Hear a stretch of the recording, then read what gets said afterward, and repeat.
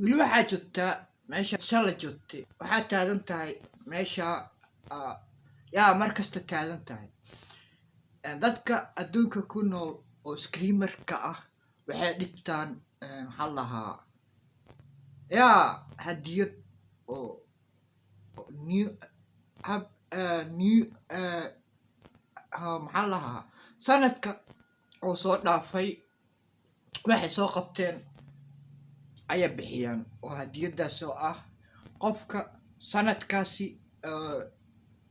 yaa dadka ka qosli jiray marka weli fursadaa haysataa fursado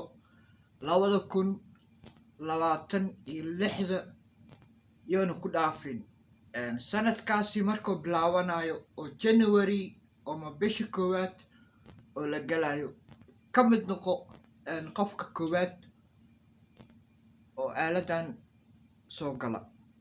si aad ugu qayb qaadatid sanadka markuu dhamaanayo oo la galayo 2027 marka waxaa laga yaabaa inaad ku guuleysatid yaa hadiyada oo sanadlaha oo screamerka ah oo yaa screamer marka ku leeyahay dadka soo galo sanadkoo dhan waxay qabtaan dadka ka mid noqo qofka koowaad waxaa xasuustaa yar hadda dhow bilaabay oo la dhaho Ray Asian Boy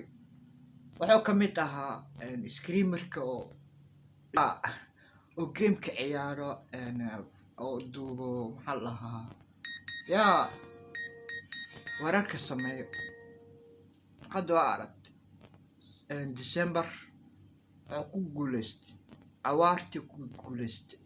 sanadlaha oo koobka sanadlaha marka fursada sanadka cusub January waxaa laga yaabaa sanadka dambe oo 2027 inaad gashid yaa best screamer award oo ah qofka koowaad oo ku guuleysta awaartida marka ka mid noqo